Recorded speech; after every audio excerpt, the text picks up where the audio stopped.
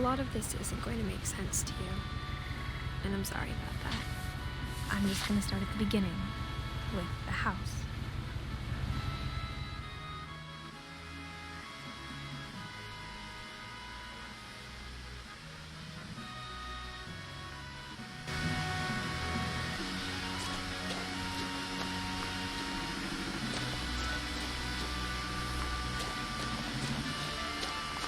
Someone had put up a chain link fence, but it looked like I wasn't the first person to hop it.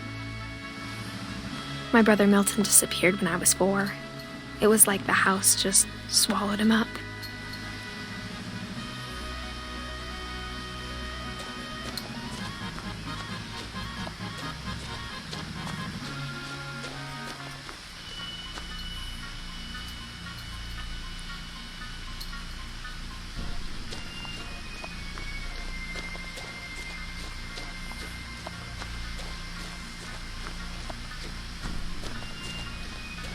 I lived here until I was 11, but I wasn't allowed inside half the rooms.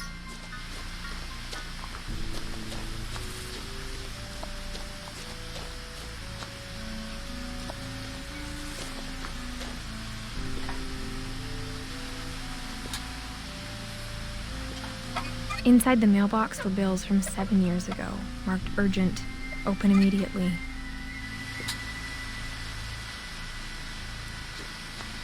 I hadn't been back since my brother Lewis's funeral.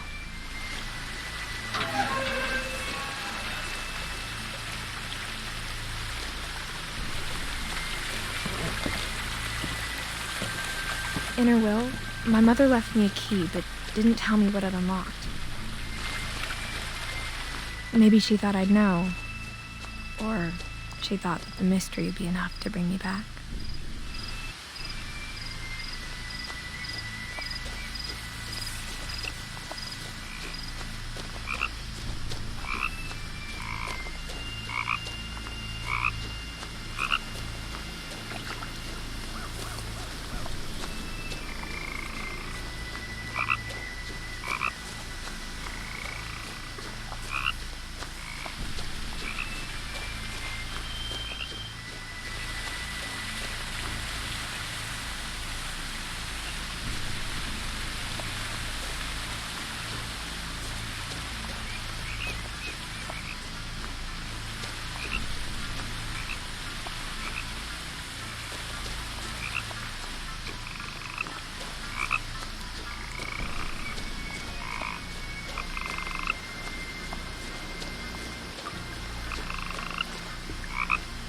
The truth is, even after I inherited the house, I never thought I'd come back to it. But now I had questions about my family that only the house knew the answers to.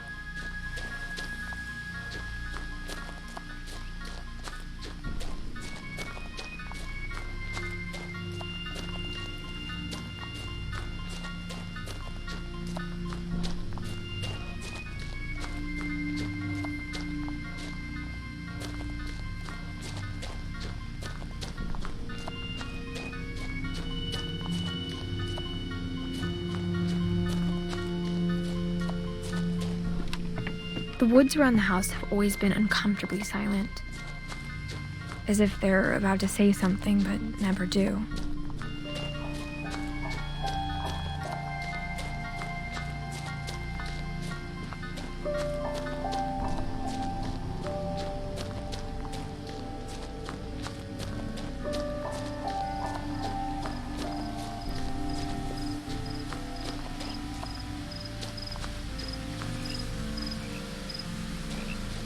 The house was exactly like I remembered it, the way I'd been dreaming about it.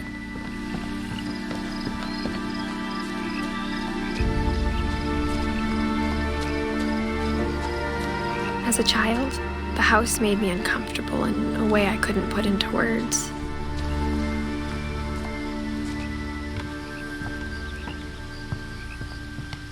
Now, as a 17-year-old, I knew exactly what those words were. I was afraid of the house.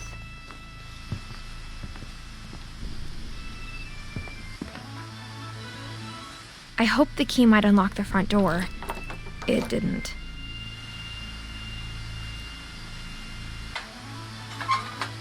Looking in, I felt like the house itself had been waiting for me.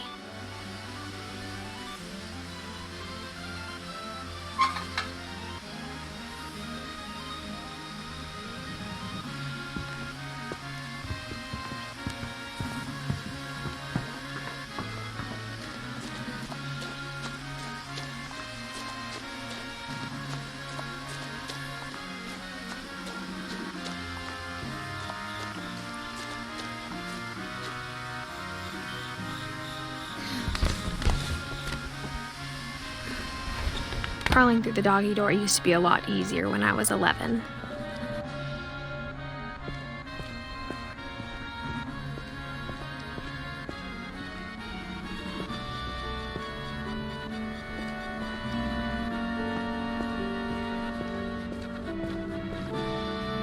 The power had been turned off the night we left.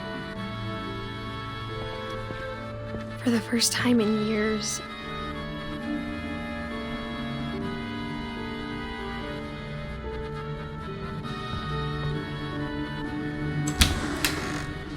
I felt like I was home.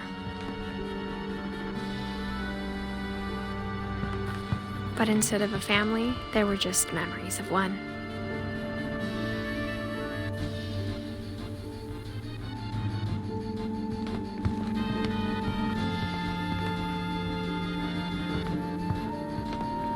Like how after Louis started working at the cannery, we all got sick of eating salmon, except our cat, Molly.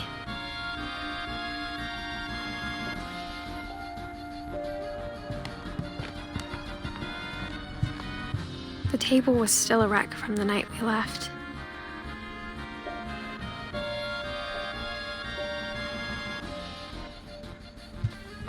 It was like a bomb had gone off, killing everyone but sparing the furniture. My mom was the only one of us who could imagine Great-Grandma Edie living in a nursing home.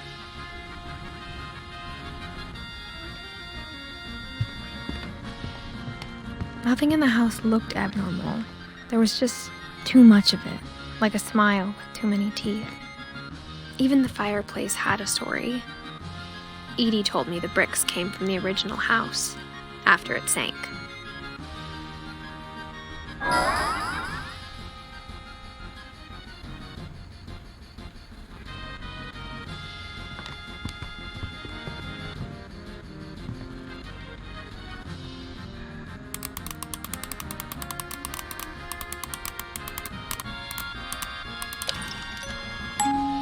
Great-Grandpa Sven built a music box for Barbara, along with the rest of the house.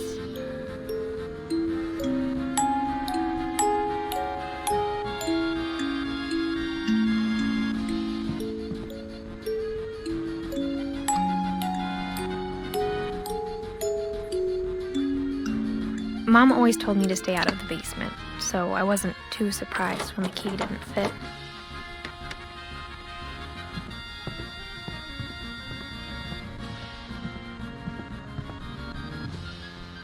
My mom wasn't much of an optimist, but she never stopped believing that my brother Milton was alive.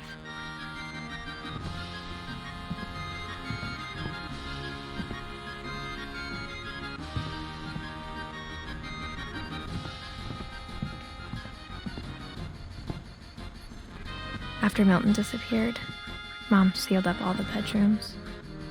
Then Edie retaliated and drilled peepholes.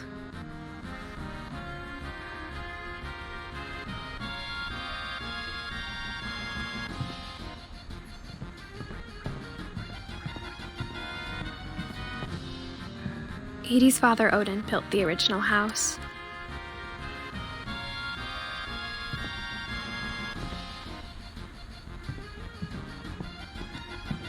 Whenever people ask me about my family, the first thing they always want to know about is Barbara.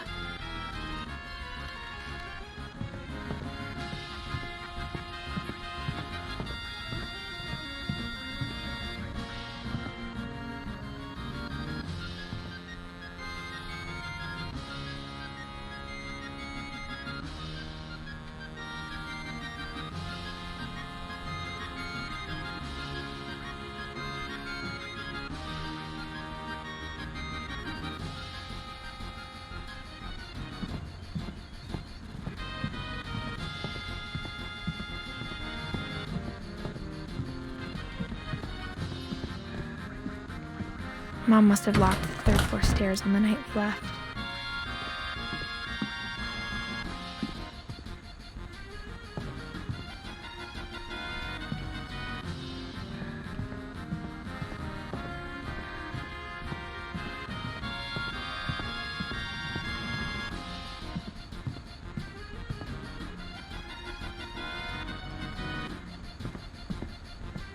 I spent a lot of time playing in Great Uncle Walter's room. I think my mom sometimes regretted not sealing it up.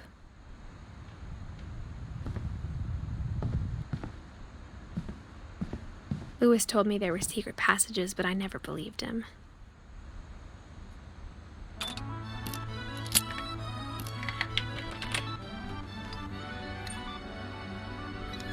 Turns out, my mom was really good at keeping secrets. Now it was time to find out what my mom had been afraid of.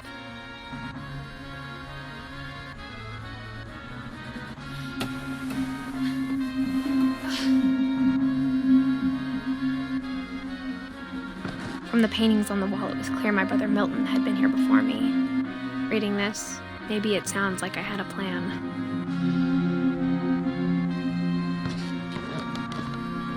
But I had no idea what was behind that door.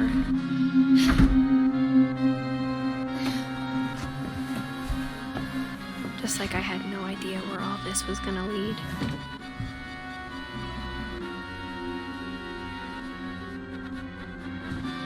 I grew up looking at Molly's room through the peephole. Molly's gerbil had a tiny bedroom with its own even tinier gerbil cage. Being inside for the first time, I felt like I'd stepped behind a painting.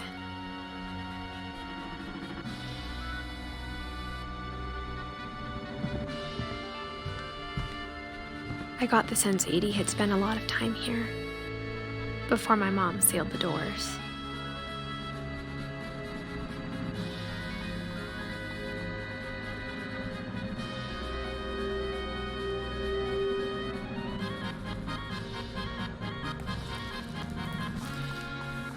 December 13th, 1947. Dear Diary, I'll be gone soon, but I wanted to tell somebody about what's gonna happen. It started when Mom sent me to bed without dinner. I woke up and I was starving, so I looked around for something to eat.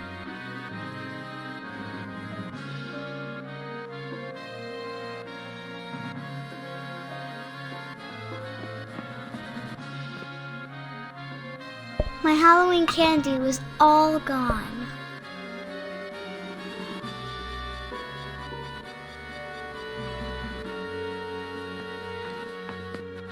The gerbil food was dry, but I didn't mind it.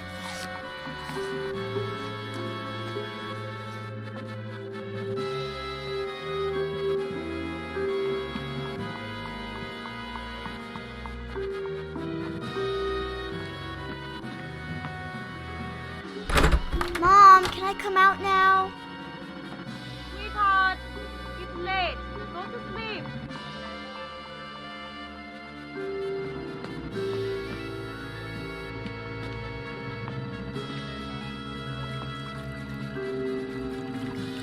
I thought about eating Christopher, but I held back.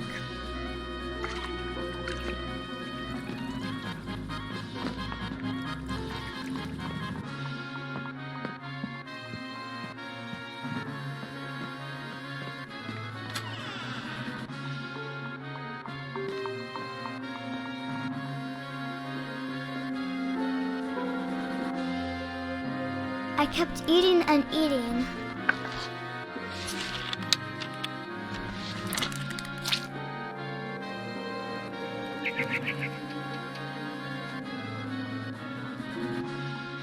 I ate a lot of things that night.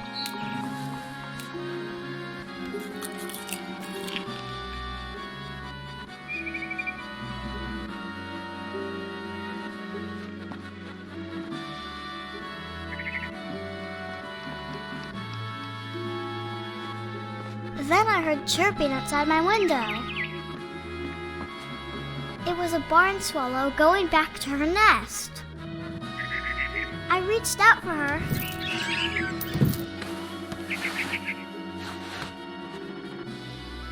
And suddenly, I was a cat.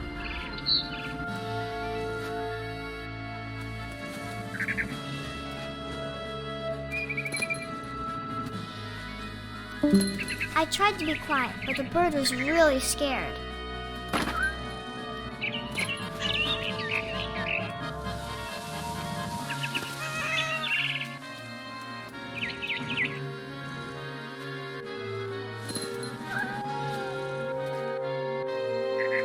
Mom and Dad didn't even look at me.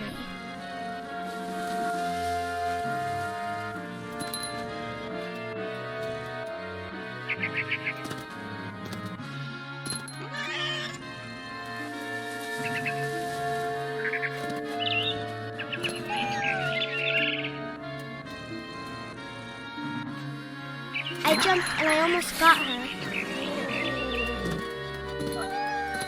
I could tell she was getting really tired. Now I was up in the big tree. I promised Dad I wouldn't climb it anymore. All I cared about was eating that mama bird. I gobbled her up. And suddenly, I was an owl. First, all I heard was the wind. Then I heard little teeth nibbling in the grass.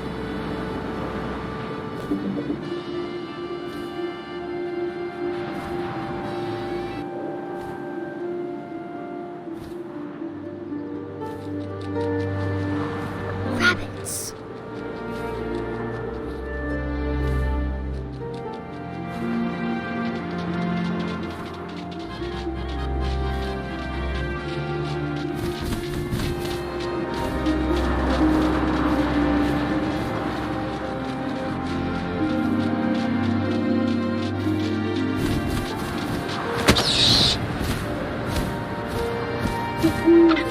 I imagined his face looking up and seeing mine through my talons.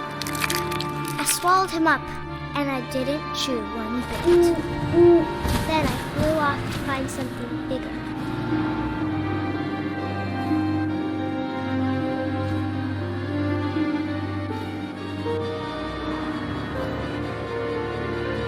A mama rabbit.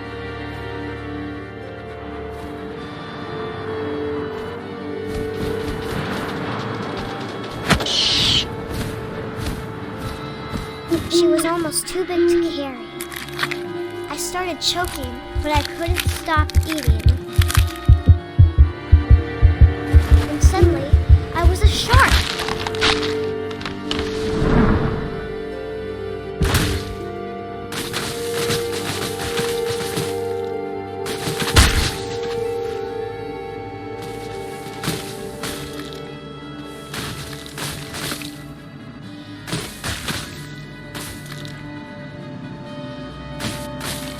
I rolled off a cliff and into the ocean.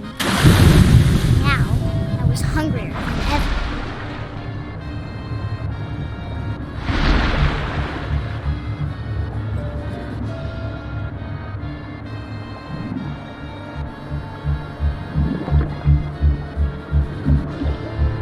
I wanted fat, juicy seals.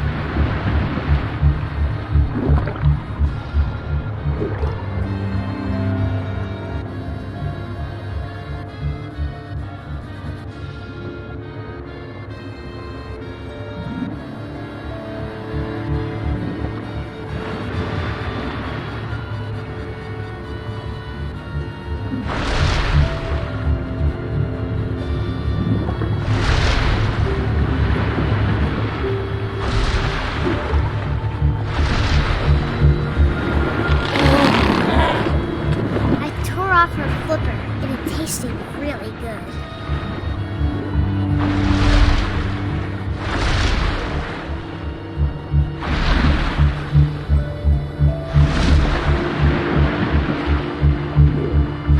I grabbed on tight, but I was so hungry, I jumped out of the water.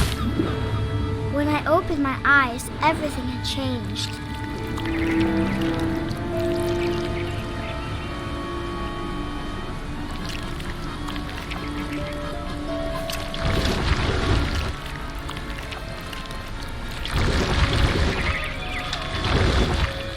was a monster, and I smelled people everywhere.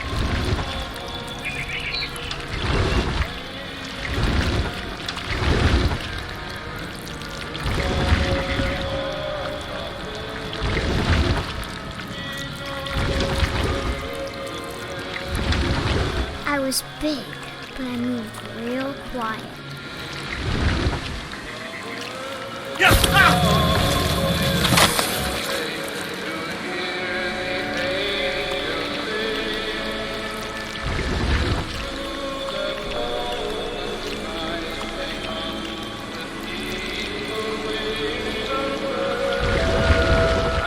I wanted to stop, but also I didn't.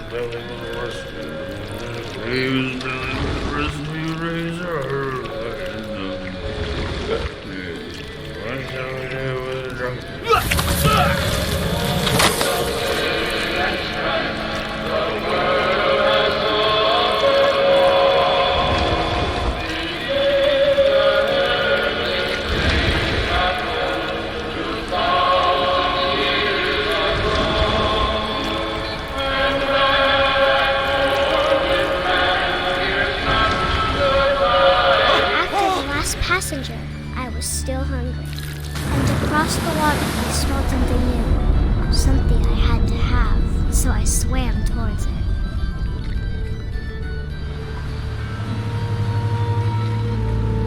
I slithered onto the sand, and the good smell went into an old pipe.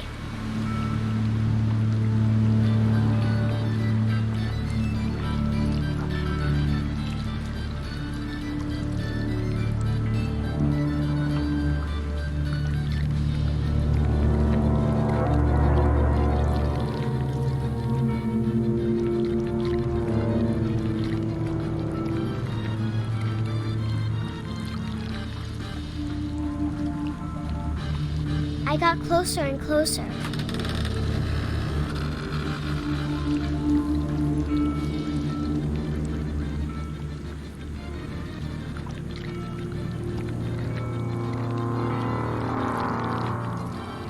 All of my stomach started growling. And suddenly, I was me again. I held my breath for a long time, but I couldn't hear anything. I think it's waiting for me to fall asleep. But it's not going to wait much longer. It needs to be, and we both know I will be delicious.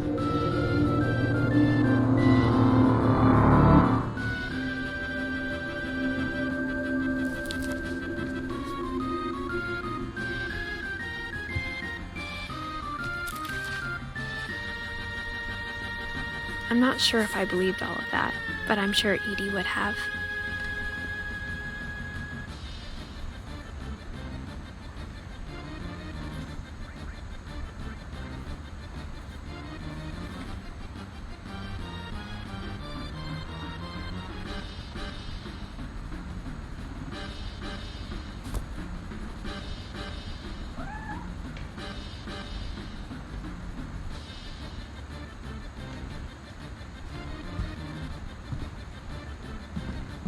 I can't describe it, but I felt like some part of Molly was still here.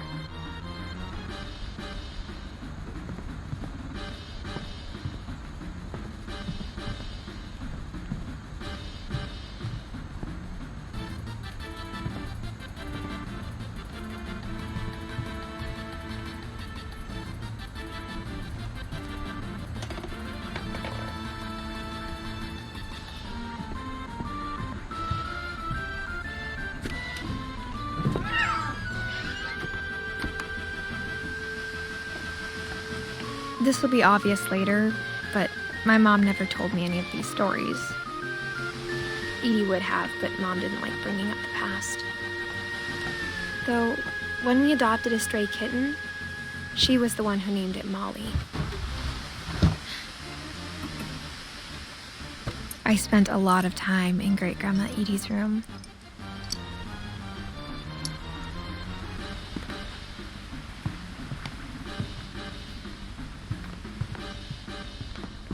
Her room was like a museum.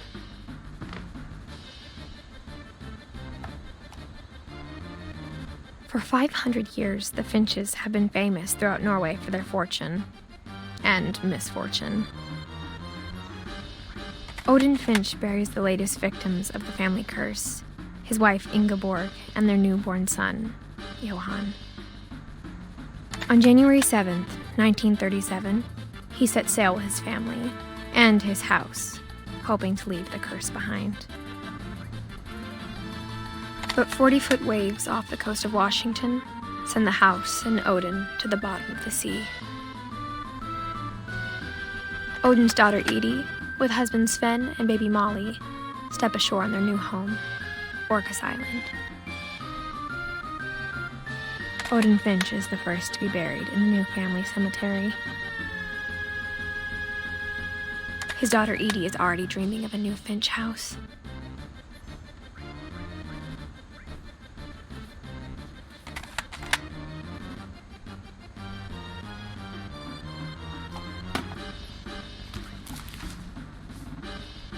Whatever's wrong with this family, it goes back a long ways.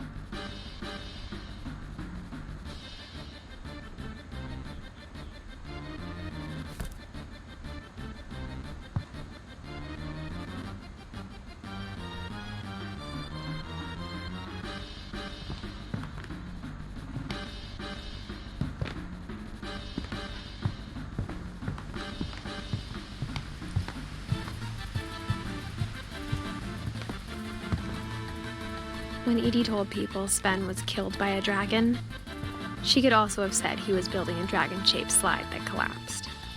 She could have, but she didn't.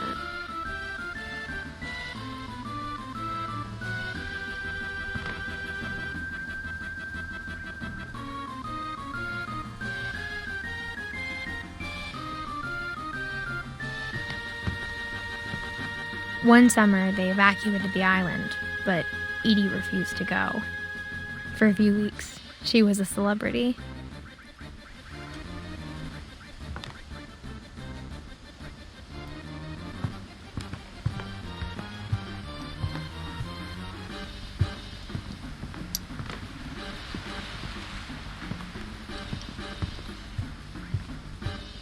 Even in her 90s, sometimes Edie seemed a lot younger than my mother. The only trace Grandpa Sam's first wife, Kay, left on the house was the pink bathroom. It was a pretty big trace.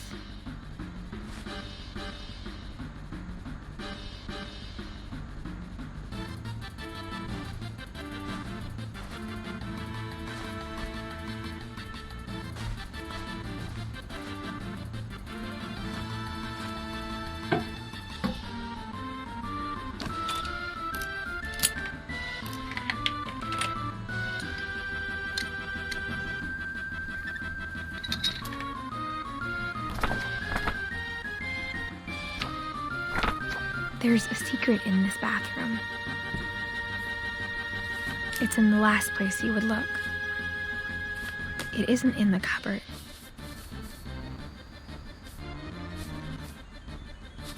It's hidden in this book.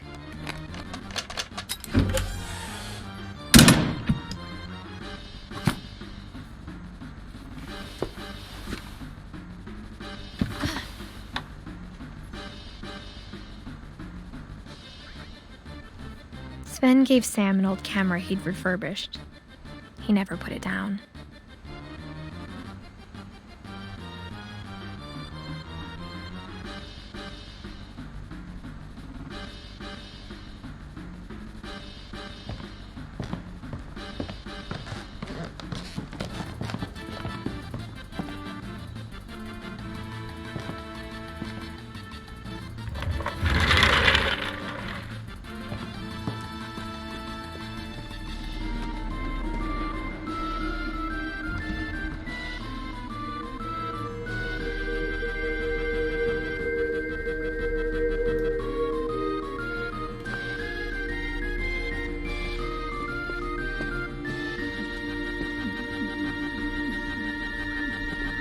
I knew Grandpa Sam had a twin.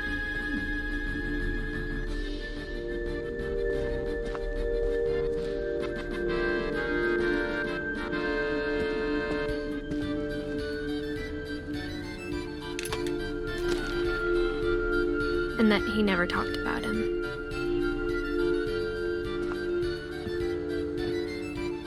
I guess my grandpa didn't like history any more than my mom did.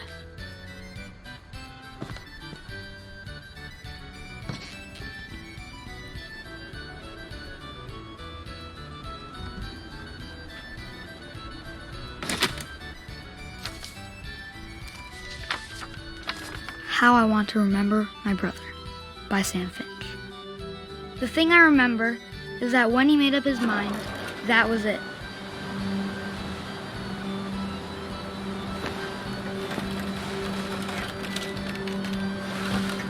My brother said he'd die before he ate another mushroom, and he did.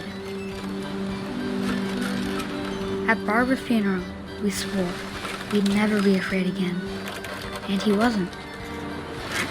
I think Calvin always wanted to fly.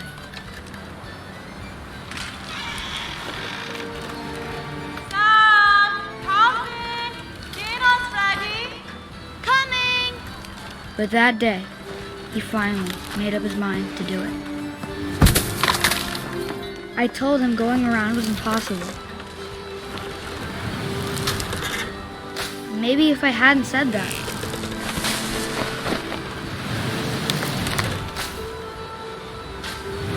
Calvin! I'm not gonna tell you again! maybe if the wind hadn't picked up, then maybe he'd still be here. But I doubt it. I think he'd already made up his mind. That's what I want to remember about my brother.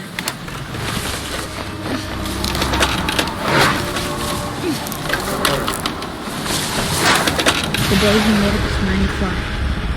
And he did.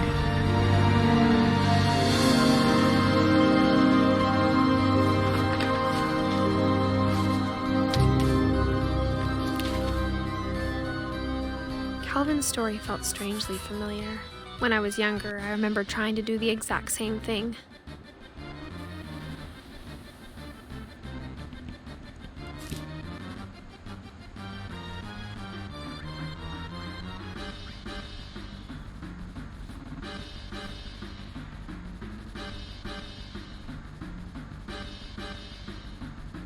After the funeral, Edie roped off Calvin's half of the room.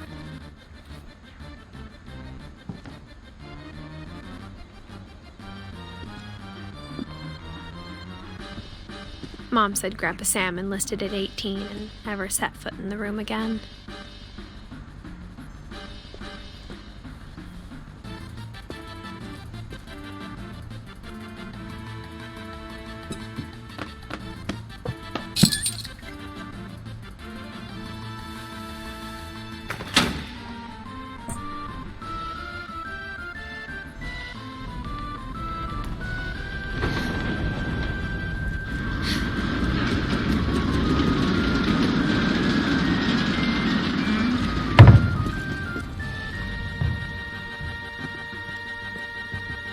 The passages were a pretty tight fit. They'd obviously been built for smaller hands and bellies.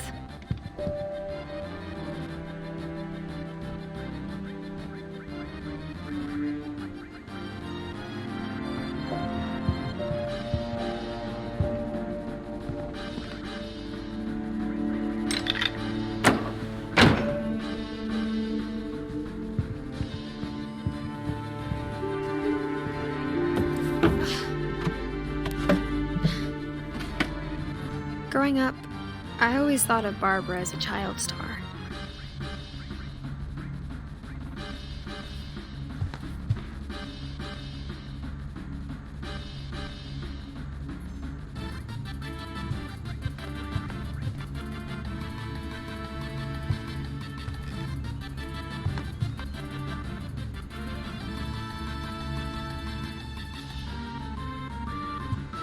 I never thought about how hard it must have been for her afterwards.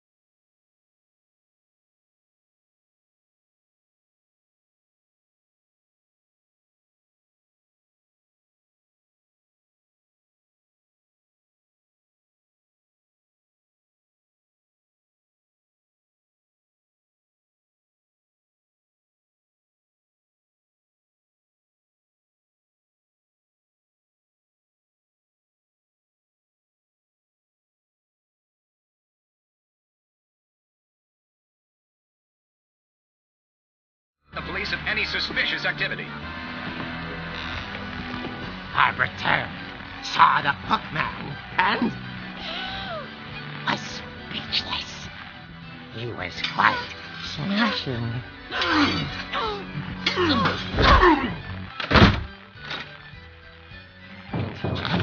was.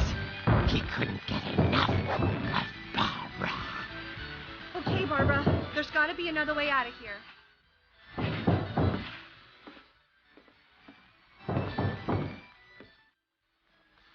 That night, she played her part beautifully.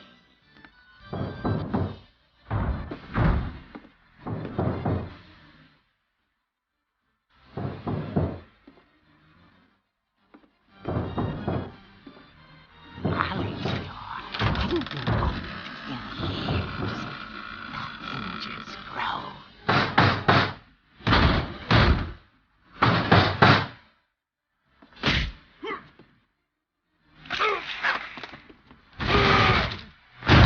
He wasn't moving, but she sensed the story might not be over yet.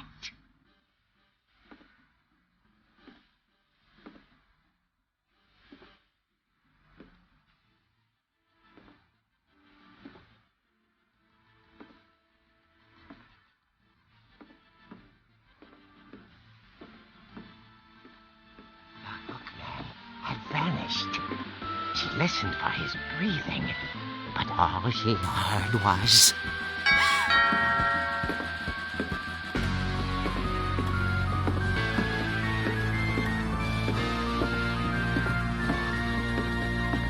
At the door, she heard whispering. It was coming from inside the house.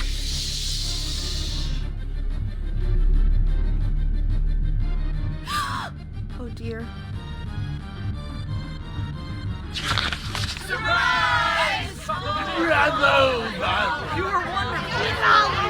monsters had come to surprise her. For Barbara, it was a dream come true. Then she saw what kind of monsters they were, and she realized what was about to happen.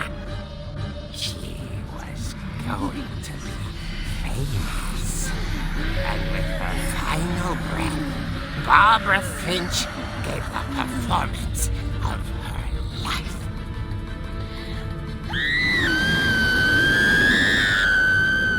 I wasn't there myself, but I hear Barbara was magnificent. Poor girl. She had a taste for stardom.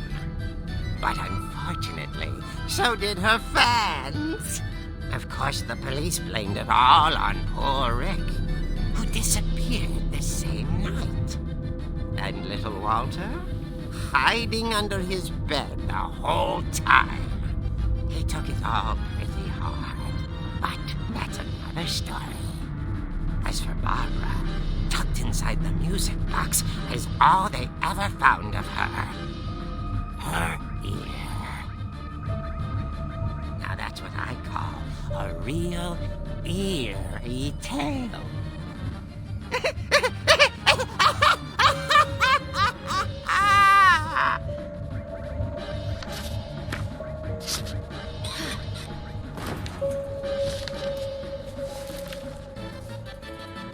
Edie told me all Barbara wanted was to be remembered, as absurd as that comic was. Maybe what Edie saw was a happy ending.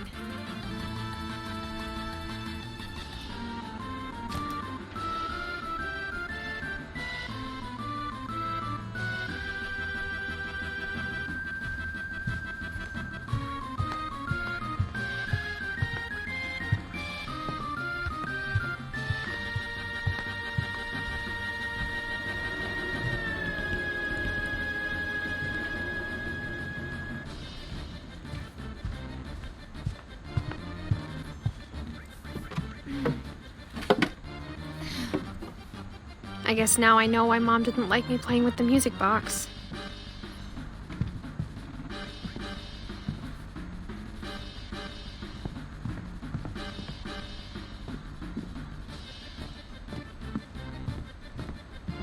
funny. All those times I played with the music box and never found the basement key.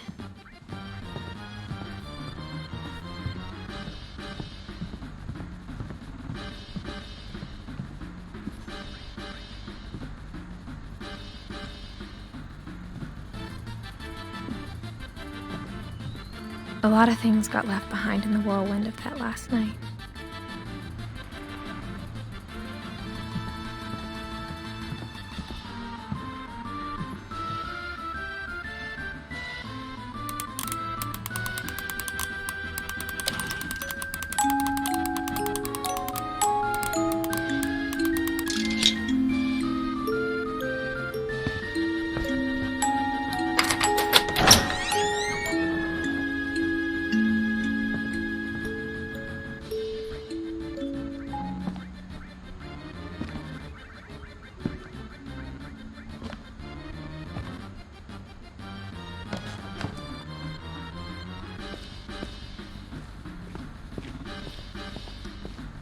Mom said the basement was off limits, unless I wanted another tetanus shot.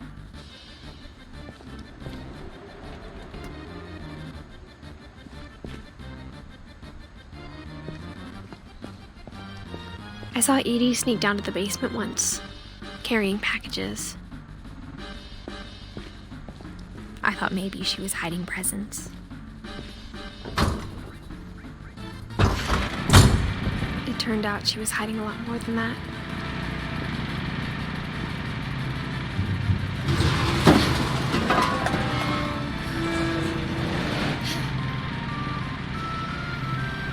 I remember asking Mom once about where Walter had gone. She said after Barbara died, he got as far away as he could. If there's a pattern in all these stories, I think it's that none of us has gotten very far.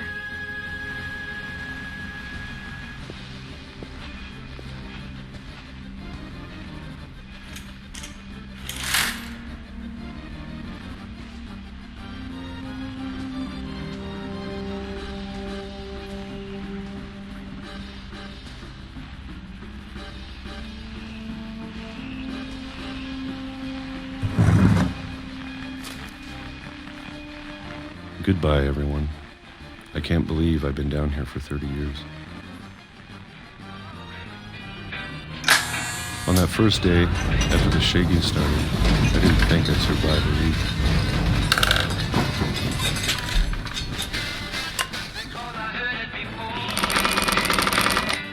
But after a few days, I settled into a routine.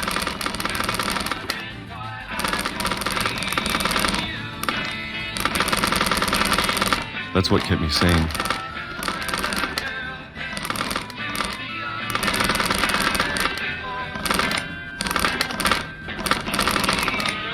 Having a schedule, living for today.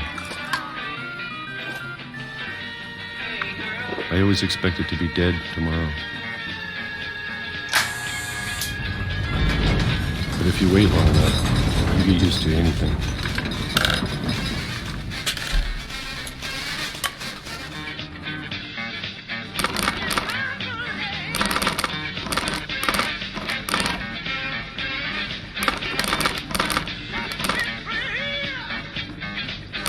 Even a monster on the other side of the door starts to feel normal. Almost friendly.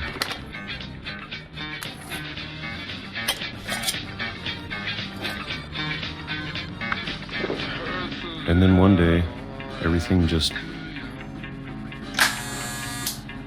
stopped. Whatever that thing was, it was gone. Maybe it got tired of waiting. Or maybe I just got tired of being afraid.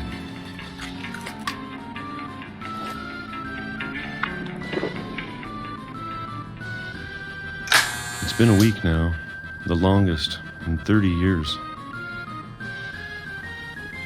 I'm done waiting. I have to leave while I still can.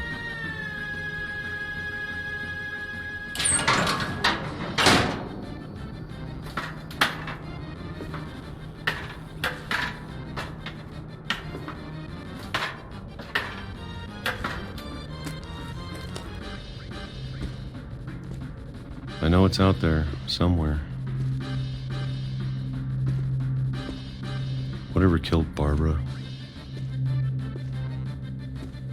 and Molly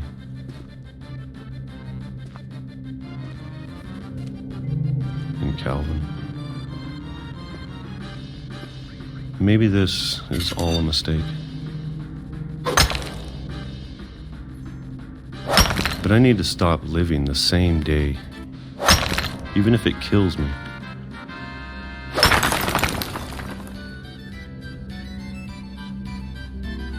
Whatever's out there, I want you to know I'm ready for it. I'm going to appreciate all of it, especially the food. I don't mind if I only have a year left, or a month, or a single week. I'd be happy with one new day. I can already imagine the sun on my face.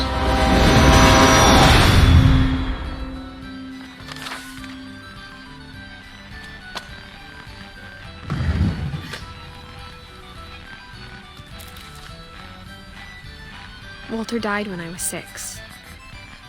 I can't believe my mom never told me he was down here.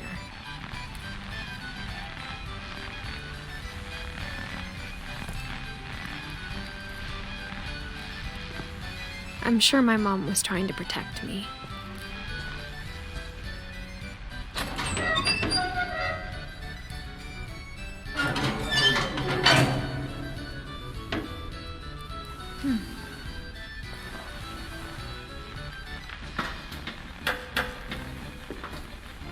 Maybe she was afraid I'd end up like Walter.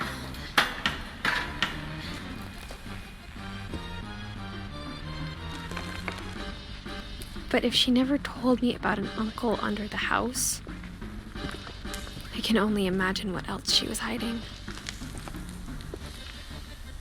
I don't want to make the same mistakes she made.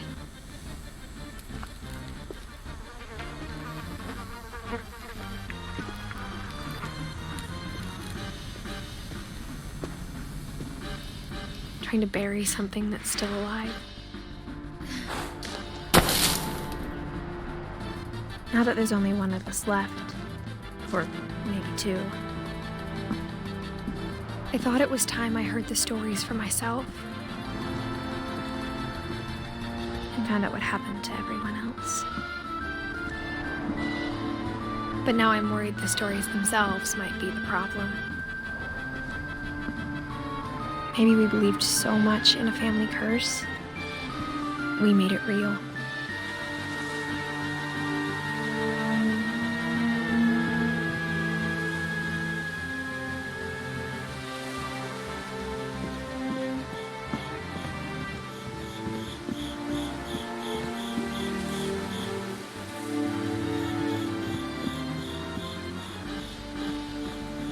I don't know if I should even be writing this.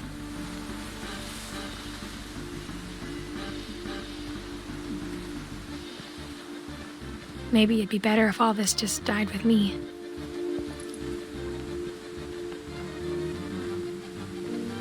But I thought you should know about your family.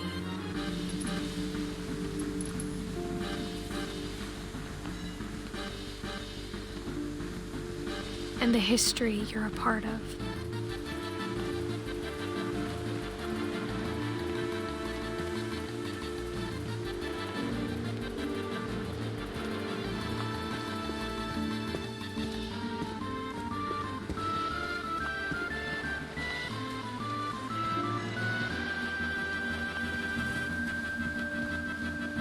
Though to be honest, I feel as lost as you probably do right now.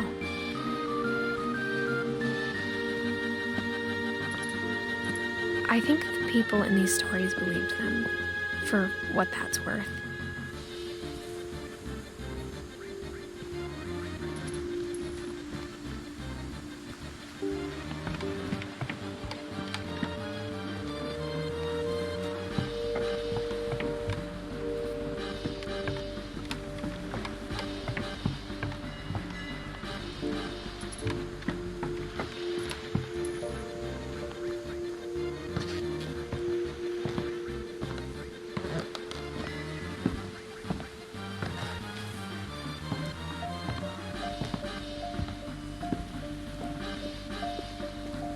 you look at the house, it had that history of imagination and stubbornness and madness. Any of it seems possible.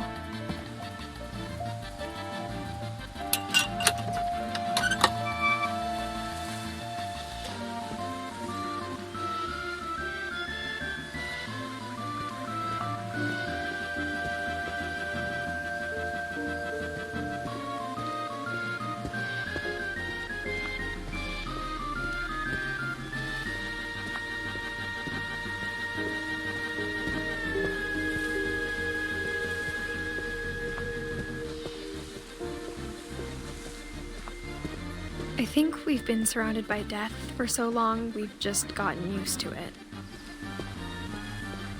What kind of family finishes building a cemetery before starting the house?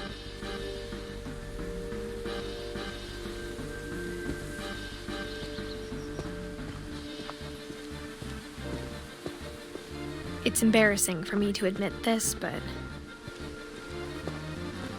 the pet cemetery made me more uncomfortable than the human one.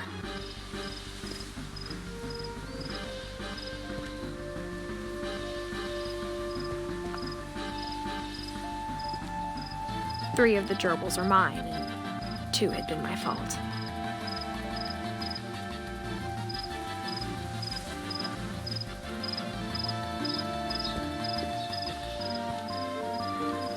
Sven built the house, but it was Edie who designed the cemetery.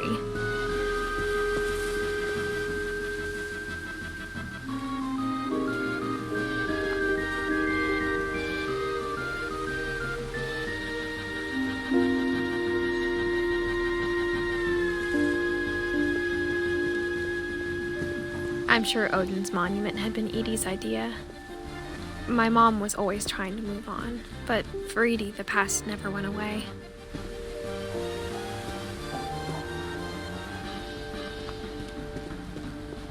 She could see it poking out of the water at low tide.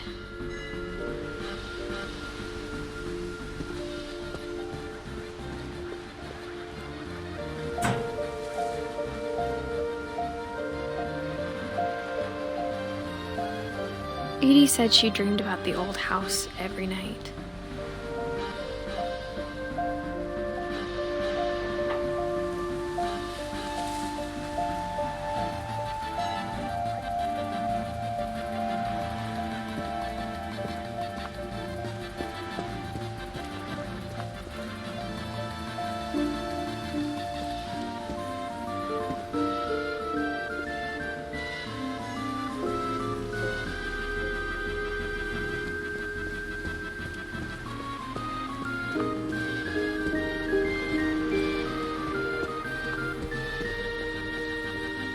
Edie's side was always easier for me to understand. But the older I get, the more I can see where my mom was coming from. Her dad had been pretty strict, but it wasn't enough to save her brothers. She was just trying to do better.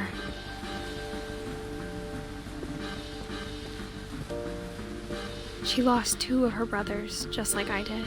I get why she tried so hard to protect us.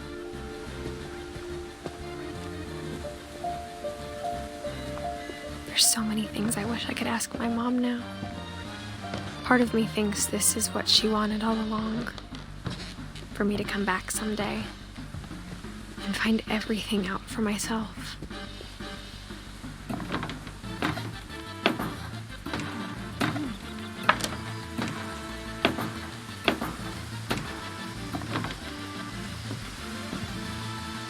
But looking back on it now,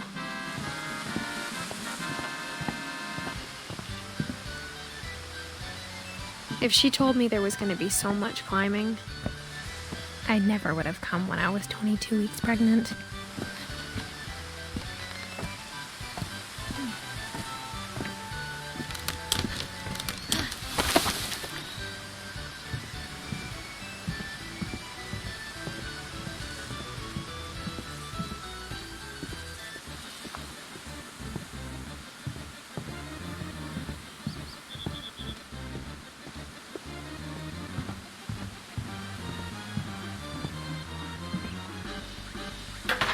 I never met Grandpa Sam, but I think he and my mom had a lot in common.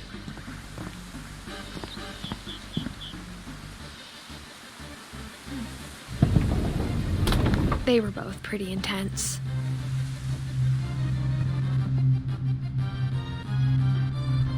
Sam spent his life shooting photos, but Mom said he got nervous being in front of the camera. I guess we're all afraid of something.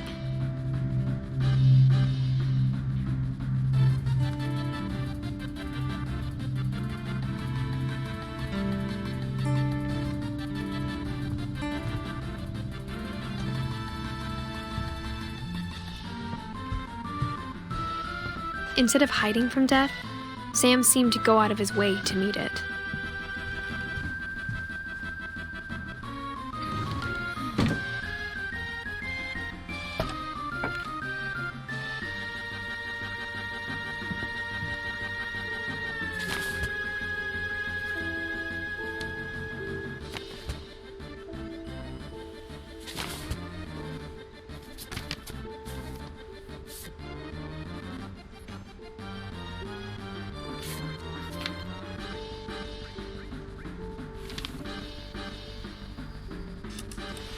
Dawn, I promise, you'll never forget this weekend. Yes, sir. These memories are gonna last a lifetime. Am I gonna have to shoot anything? It's a hunting trip, Dawn. Shooting is strongly encouraged. What? Perfect. It's gonna rain the whole weekend, isn't it? I will never forget this weekend, Dad. That's the spirit. Okay, got it. I'm gonna take some pictures, okay? Just be careful. The camera's older than you are.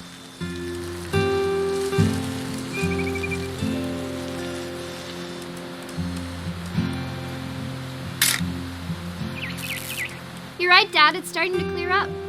Still freezing, though.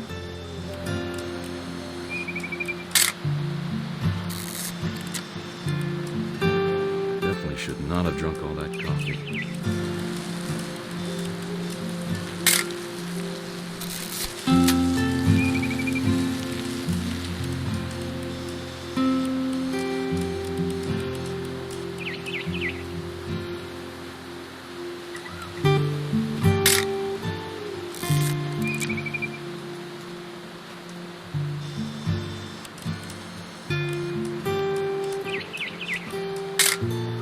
Aw.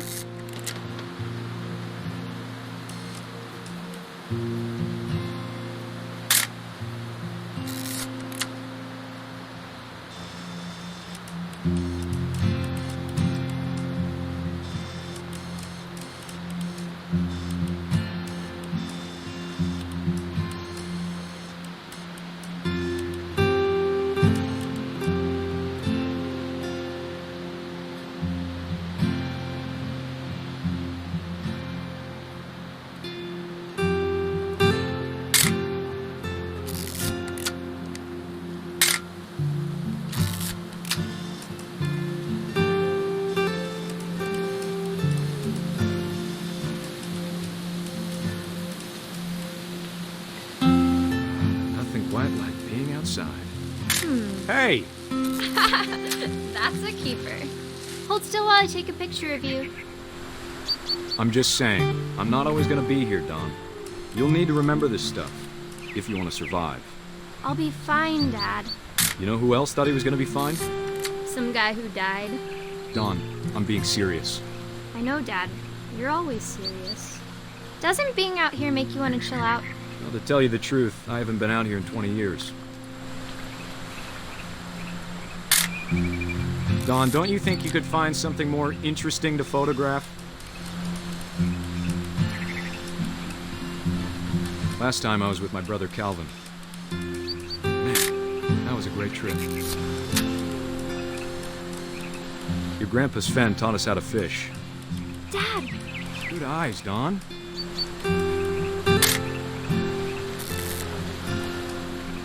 Before you take the shot, let me get a picture of it.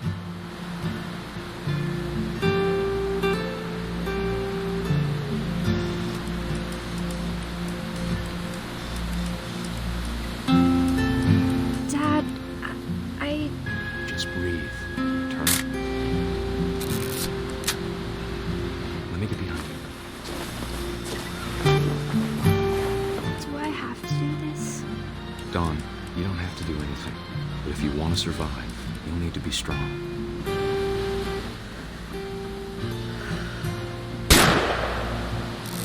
Great shot, Dawn!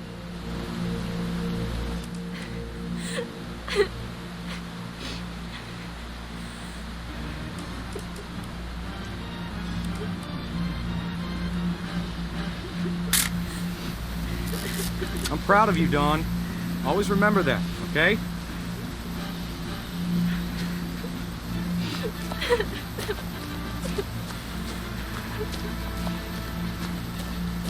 Sorry, Dawn. Just gotta reset the timer.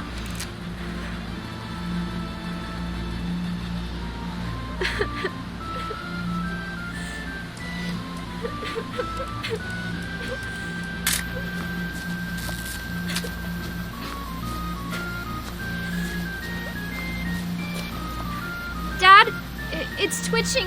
I think That's it's totally normal, Dawn. Just focus on the camera. Try not to think about... Dad!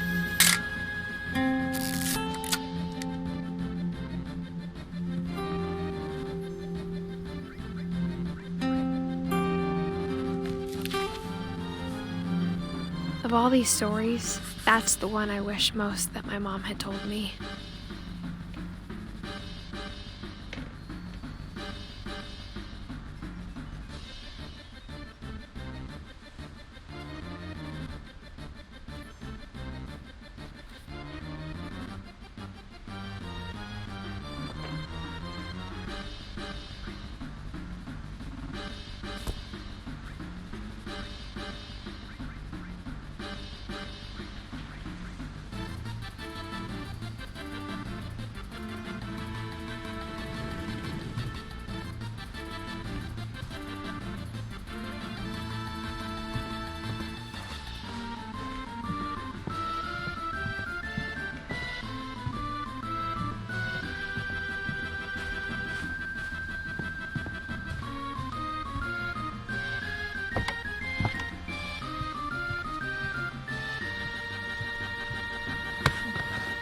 After Sam died, my mom and Edie got really close.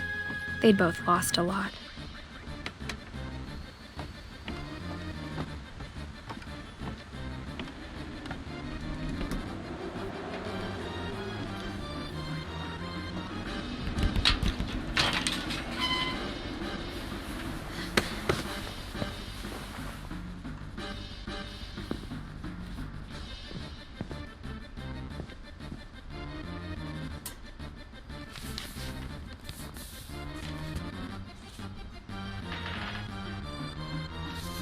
Dear Kay, do you remember the way Gregory used to laugh when he thought he was alone? Like something funny was happening, but only he could see it.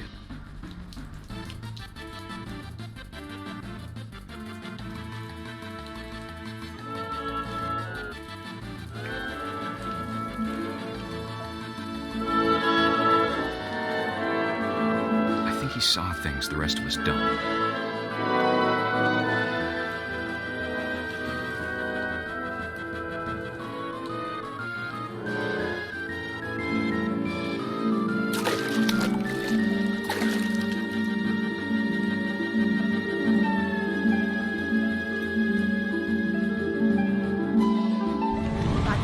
Gregory, it's time to... Hold on, sweetie. Hello? Sam, I told you I don't want to talk right now. I wonder what he saw.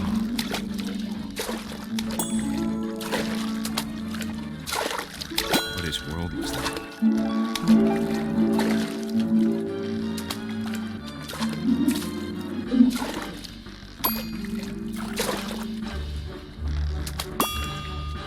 Reminded me so much of Calvin. Lost in his imagination.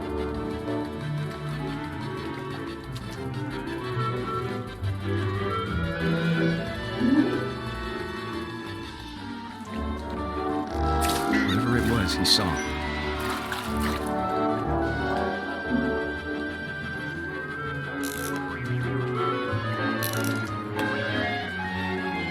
It sure made him happy.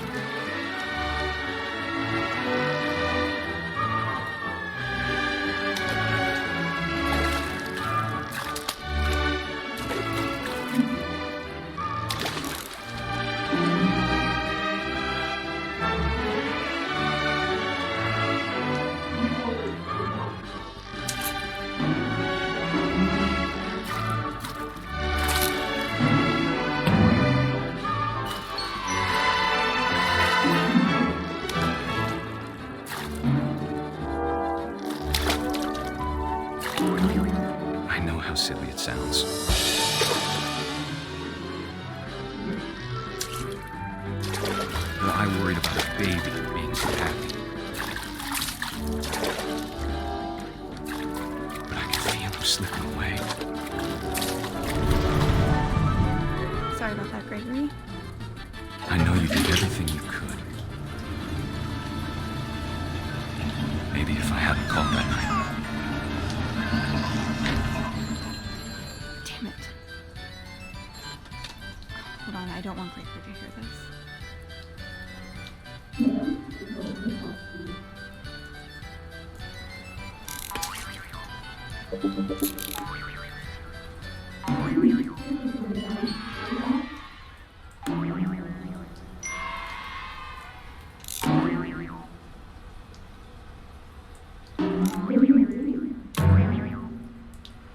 I wish he could have told us about the world he saw.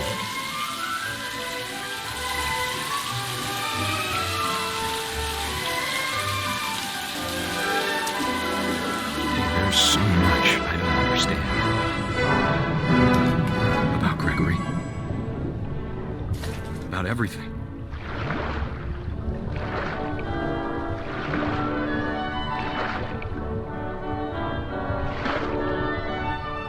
But I know what happened wasn't your fault.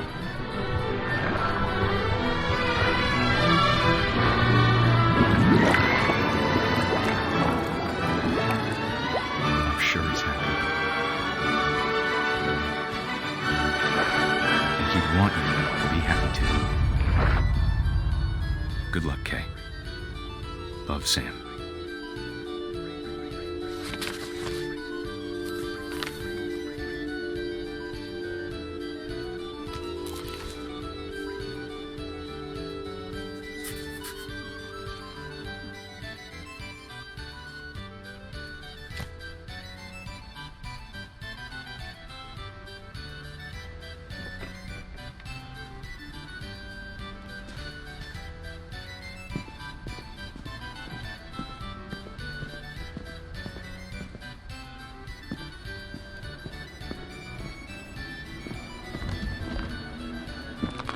My mom moved up to the loft after her brothers died.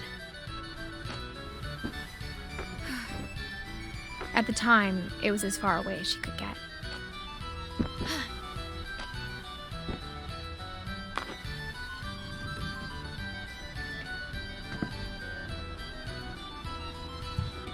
I can't imagine what it was like for her to lose 2 sons after she'd already lost 2 brothers. She spent a summer building houses in Calcutta, where she met my dad, Sanjay.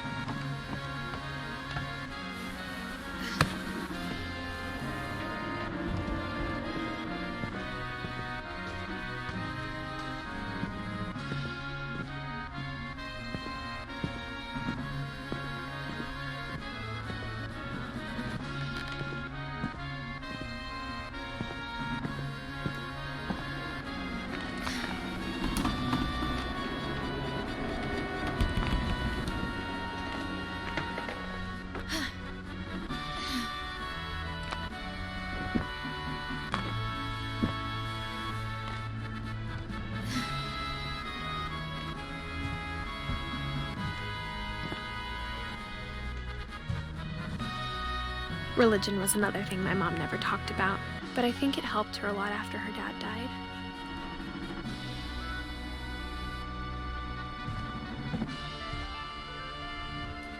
My mom moved to India a week after graduation and got a job teaching English. Louis was born a year later.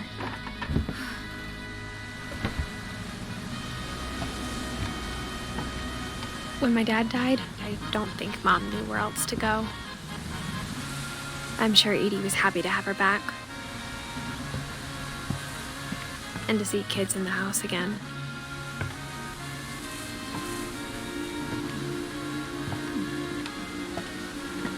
The house had to get a little bigger, but Edie was used to that. And for a while, things were good, almost normal, but it didn't last.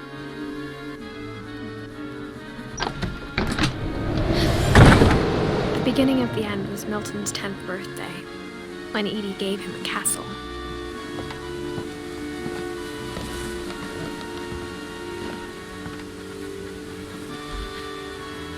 After Milton disappeared, the only thing he left behind was a room full of paintings.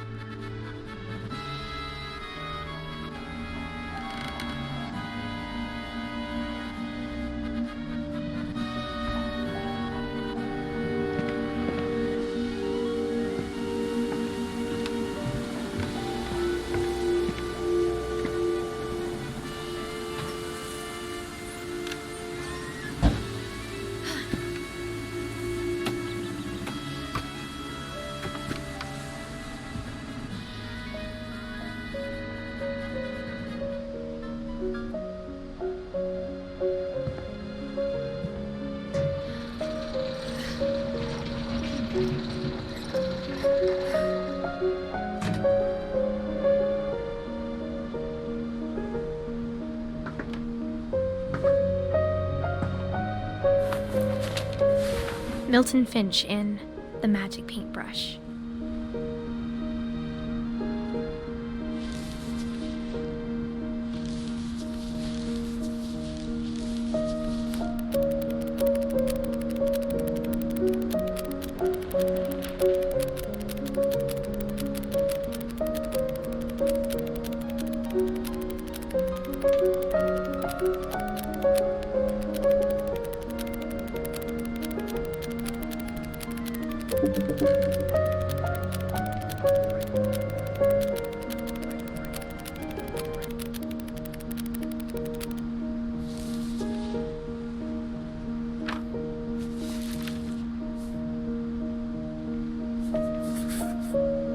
I was 4 when Milton disappeared.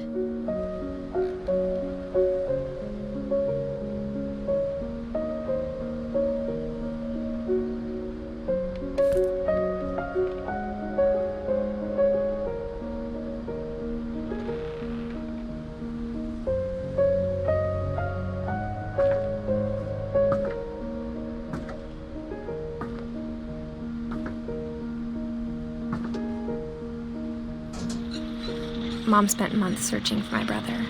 Then she sealed the doors.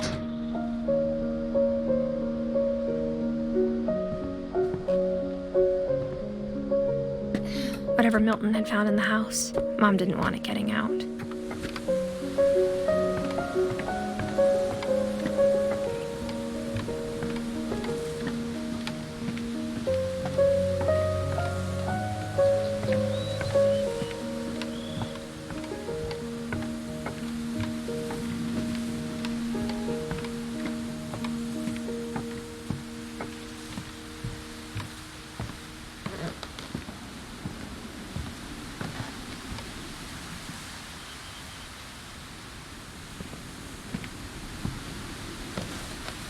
Mom definitely blamed Edie, but I think Louis blamed himself.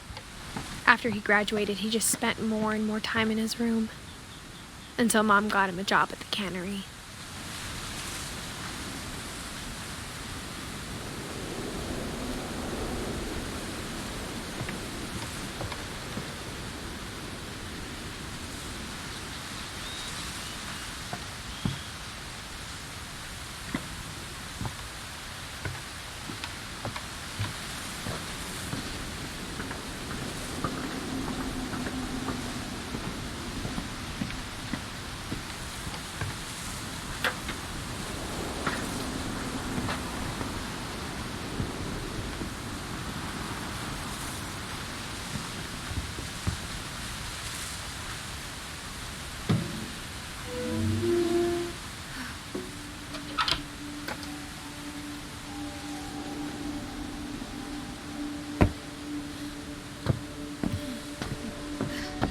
Lewis's room smelled very, very familiar. That part of him lived on.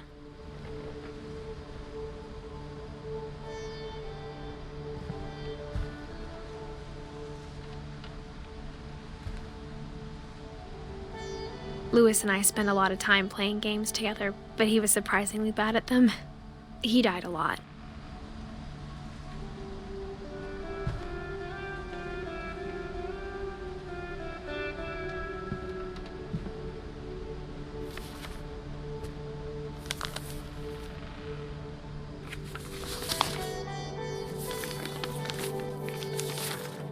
Dear Mrs. Finch, as Lewis's psychiatrist, I can understand your desire for an explanation. As I see it, the trouble began in January, shortly after we convinced your son to seek treatment for substance abuse. Newly sober, I believe Lewis first noticed the monotony of his daily life.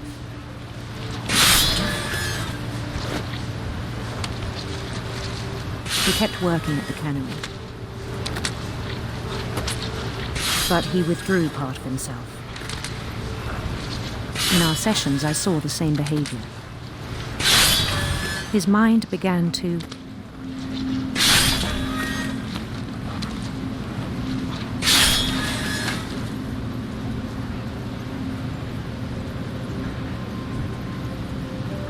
wander.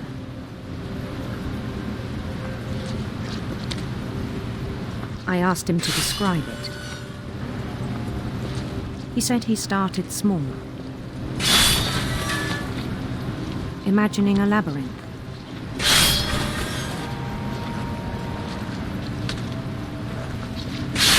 He'd feel his way about. Then something moved. Bats and toads.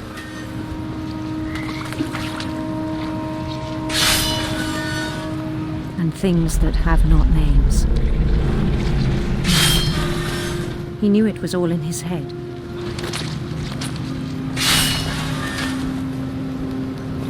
But he took it very seriously. I had hoped he'd find himself.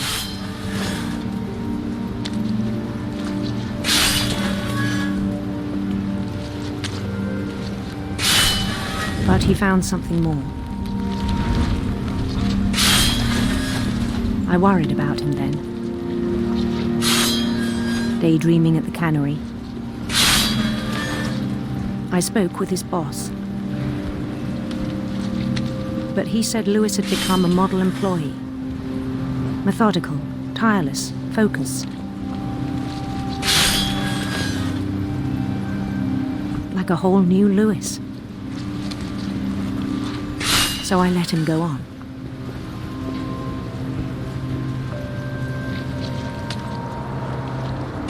I even encouraged him. It seemed very promising at first.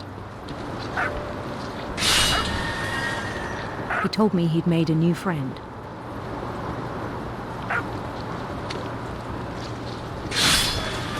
On the edge of a city he named Lewis Topia.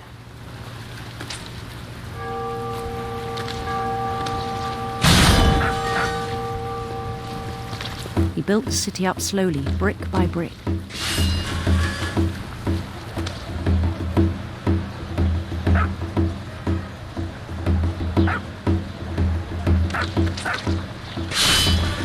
Then he made musicians.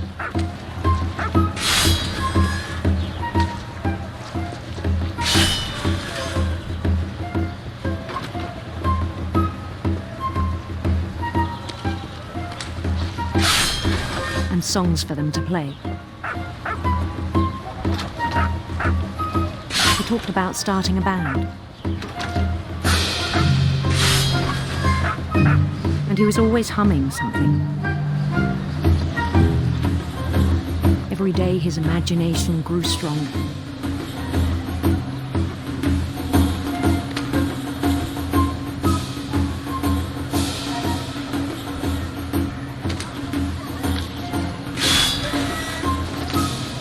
He no longer spoke at the cannery.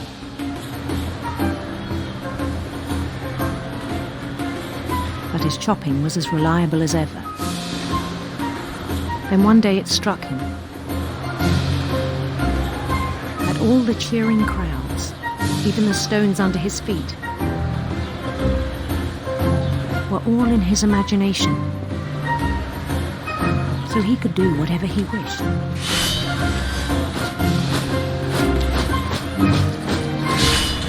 He held an election for mayor, and he won. They begged him to stay, but his mind was already wandering. It became a game for him.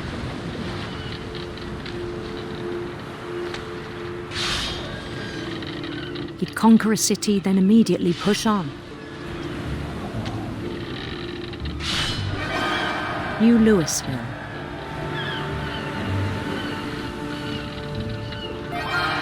St. Louis.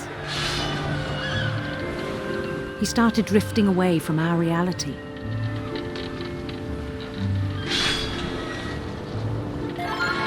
Minneapolis, until one day he forgot to go home from the cannery. Even as his mother pleaded with him, part of Louis kept sailing on.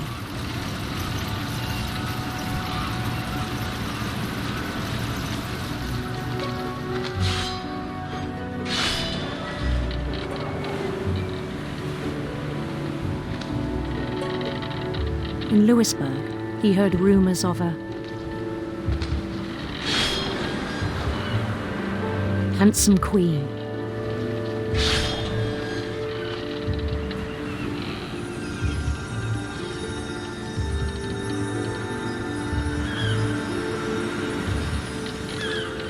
The queen was on her own quest for sinister serpents.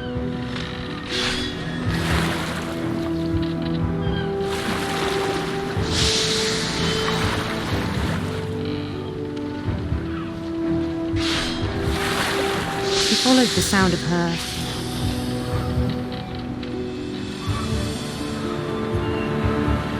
silver harp.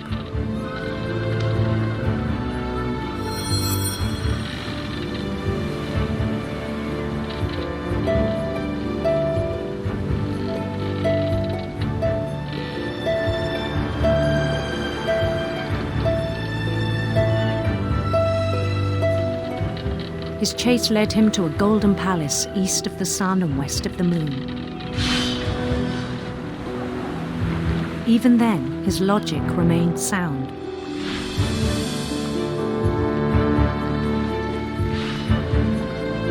He knew the world was all in his imagination.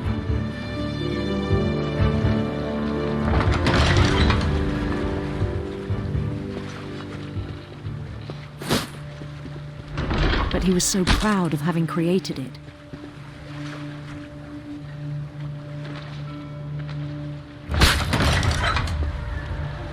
In his own eyes, he'd become something greater than a king.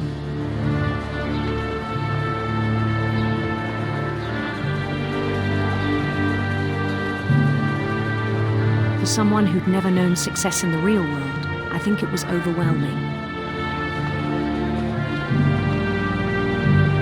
And then it struck him that the real Louis was not the one chopping salmon, but the one climbing the steps of a golden palace.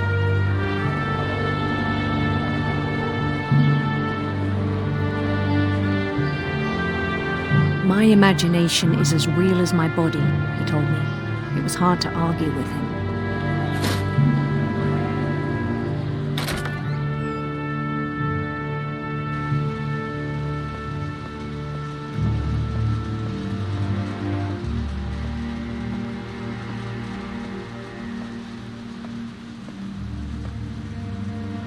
He began to forget the world we know.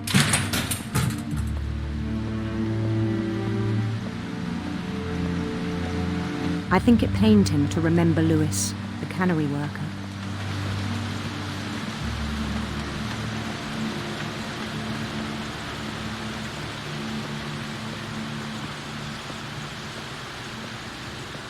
He began to despise the man with a royal contempt.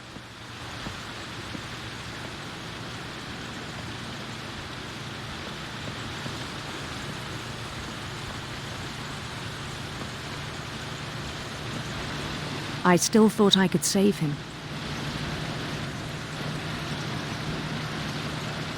Even after he said he was being crowned king over all the lands of wonder.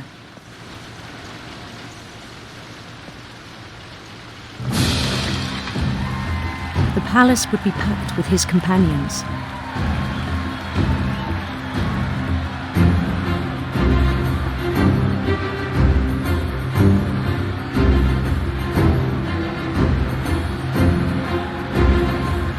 Including the wise Calico who'd insisted on inviting me.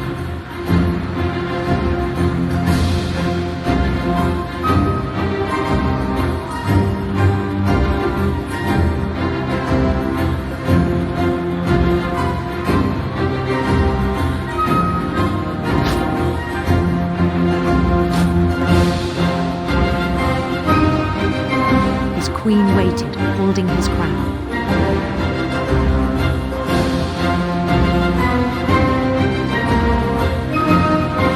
There was only one thing left to do.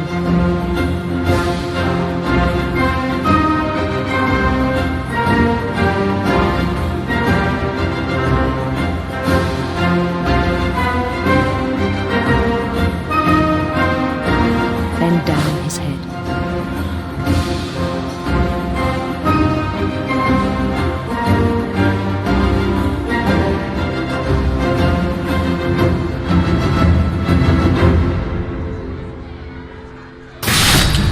The rest I think you know. Mrs. Finch, your son was a kind man who will be missed by all of us who knew him.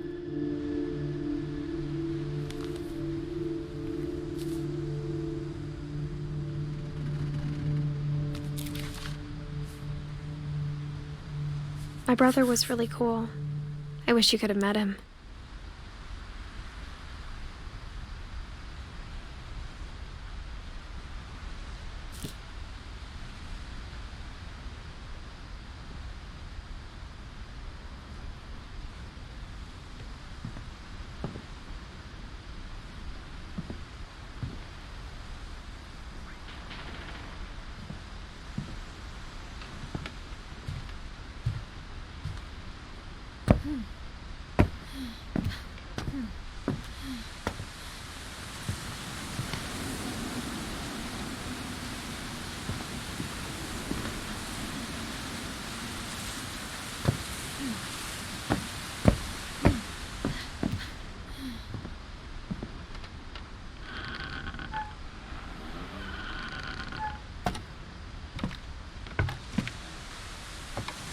On the way back from Lewis's funeral, my mom told me to start packing. She waited until the day before we left to tell Edie.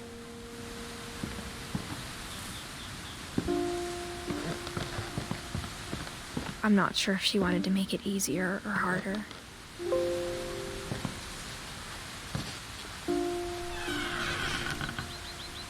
I wish we'd stayed.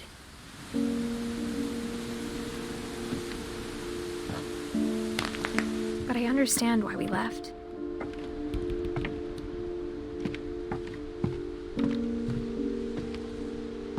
My mom ended up leaving everything behind.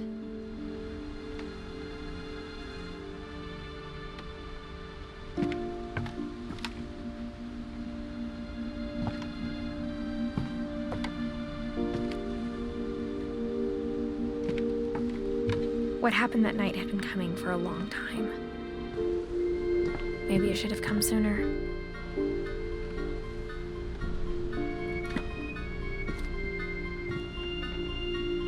But it had to end one way or another. All that's left now is to tell you about that last night.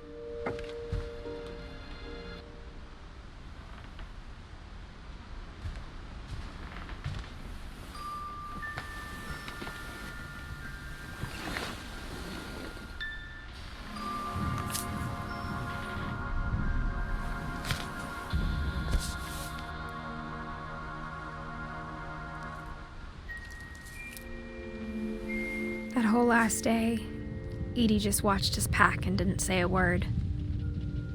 Until supper, when she raised her glass and said, "To our final night together, and all our final nights apart." Grandma, You know what I said about alcohol. Some of your medications are very Edith, specific. I left a present for you in the hallway. Why don't you go open it? The grown-ups have to argue now. I'm sorry, you're right. We're all leaving tomorrow. Let's just enjoy our last... I'm not leaving. Edith, you're excused.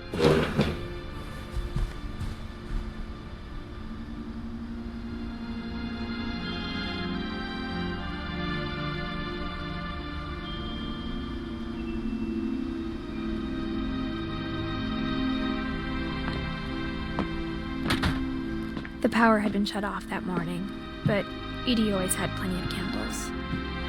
When my mom sealed the library, I don't think she knew about the other entrance, or that Edie had a key to it.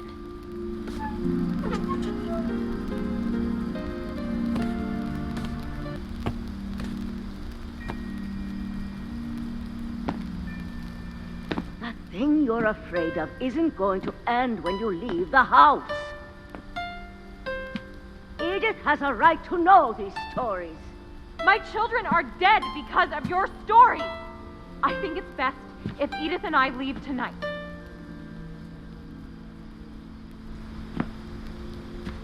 We'll have the nursing home send a van for you in the morning, okay?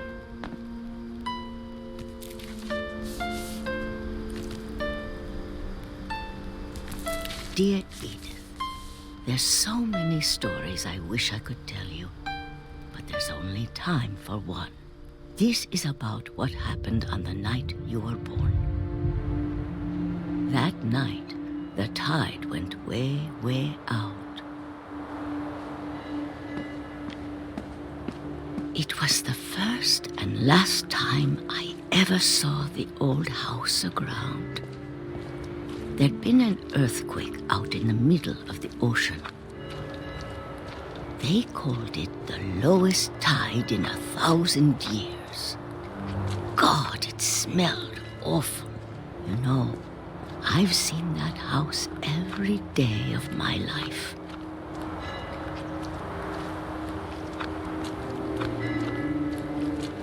But I never thought I'd go back to it. When the fog rolled in, I lost my way.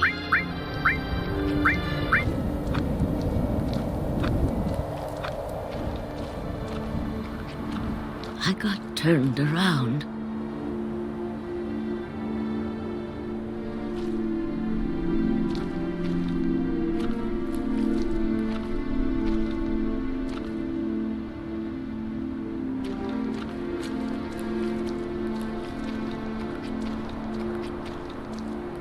I started seeing things.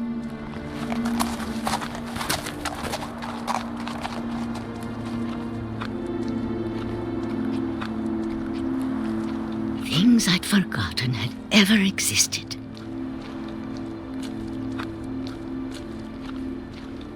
But when I saw them, they felt like old friends. That night, a lot of things came back to me.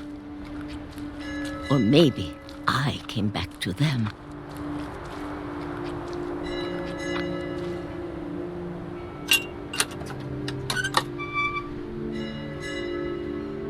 Things I can't explain, but that I need you to try and... Edith, what are you doing in here? It's mine. Edith!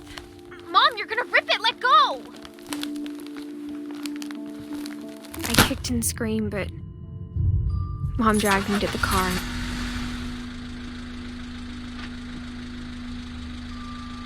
I never saw Great-Grandma Edie again.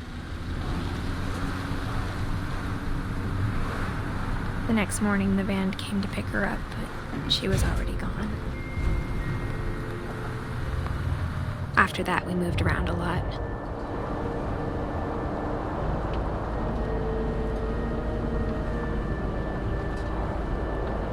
We both tried to make the best of it.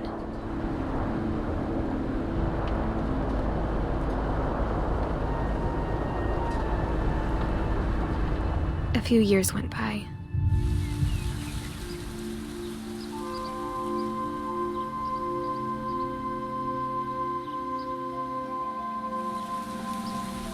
My mom didn't like to talk about it.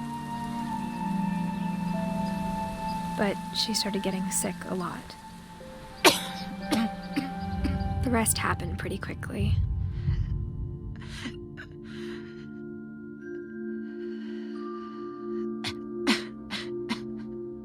She got better for a while, and then she didn't.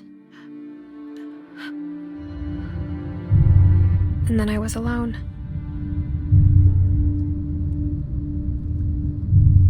The last Finch left alive.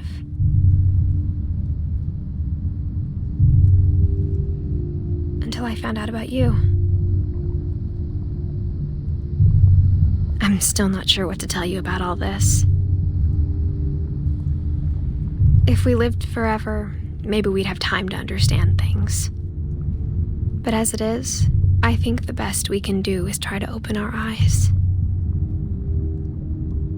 And appreciate how strange and brief all of this is. This journal was supposed to be for you. But now I hope you'll never see it. I just want to meet you and tell you all these stories myself. But I guess if you're reading this now, things didn't work out that way.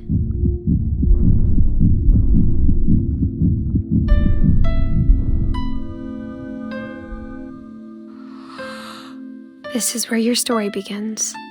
I'm sorry I won't be there to see it. It's a lot to ask, but I don't want you to be sad that I'm gone. I want you to be amazed that any of us ever had a chance to be here at all. Good luck.